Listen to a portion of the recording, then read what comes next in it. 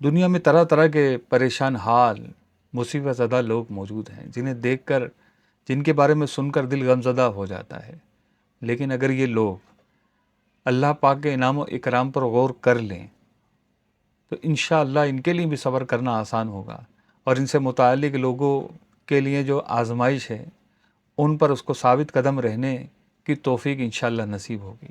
ہمارے معاشرے میں کم علمی کی وجہ سے مصائب عالم کو بہت برا سمجھا جاتا ہے، یہاں تک کہ مصائب عالم سے تنگ آ کر لوگ خودکشی کی راہ لیتے ہیں اور یہ سمجھتے ہیں کہ یہ خودکشی کرنا ہمارے لیے نجات کا ذریعہ بنے گا، ہمارے لیے آسانی کا کوئی راستہ نکل آئے گا۔ ایسا نہیں ہوتا، بلکہ یہ پہلے سے زیادہ مصیبت میں گرفتار ہو جاتے ہیں۔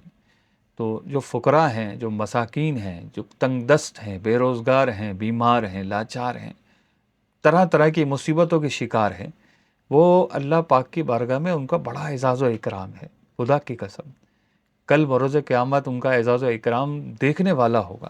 رسول اللہ صلی اللہ تعالی علیہ وآلہ وسلم نے ارشاد فرمایا، قیامت کے دن ایک شخص کو لایا جائے گا، اللہ پاک اس شخص سے ایسے معذرت کرے گا کہ جیسے دنیا میں کوئی شخص کسی دوسرے شخص سے معذرت کرتا ہے۔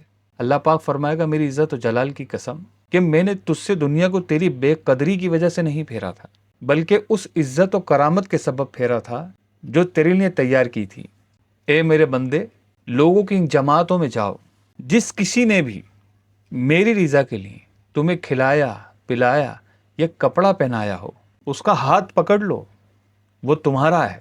رسول اللہ صلی اللہ علیہ وسلم نے فرمایا، لوگ اس دن پسینے میں غرق ہوں گے اور وہ صفوں کو چیرتا ہوا ان لوگوں کو تلاش کر کے جنت میں لے جائے گا۔ رسول اللہ صلی اللہ علیہ وسلم نے ارشاد فرمایا، فقراء کو پہچانو اور ان سے بھلائی کرو، ان کے پاس دولت ہے۔ پوچھا گیا، حضور کون سی دولت ہے؟ جب قیامت کا دن ہوگا اللہ تعالیٰ ان سے فرمائے گا، جس نے تمہیں کھلایا ہو، پلایا ہو یا کپڑا پہنایا ہو، اس کا ہاتھ پکڑ کر جنت میں لے جاؤ۔ تو کس قدر خوش نصیب ہوگا وہ شخص کہ جب میدان محشر میں لوگ اپنے پسینوں میں ڈبکیاں کھا رہے ہوں گے، مالدار اپنا حساب دے رہے ہوں گے، اور یہ محتاج، تنگ دست، پریشان حال اللہ پاک کی اجازت سے میدان محشر کی صفوں میں داخل ہو جائے گا اور ان لوگوں کو ڈھونڈ ڈھونڈ کر نکالے گا جنہوں نے اس کی مدد کی ہوگی۔ تو یہ خود کس قدر اعزاز و اکرام والا ہوگا۔ تو یوں دل برداشتہ ہو کر اپنی زندگی سے ہارنے کے بجائے اللہ پاک کی رحمت پر نظر رکھتے ہوئے ہمیں زندگی گزارنی چاہیے۔ اللہ پاک ہم سب کا خاتمہ بالخیر فرمائے۔ ملتے ہیں انشاءاللہ اگلی ویڈیو میں۔